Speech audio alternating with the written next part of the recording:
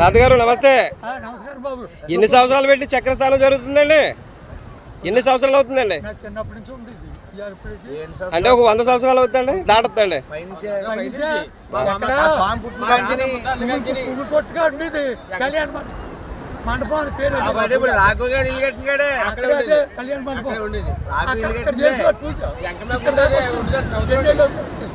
అంటే పూర్వీకులు ఉన్నప్పటి నుంచి ఆ పాతాల భావనారాయణ స్వామి గుడి ఉన్నప్పటి నుంచి అది జరుగుతూనే ఉంది అక్కడ. అందుకనే మండపం సెంటర్, మండపం గారు కళ్యాణ మండపం.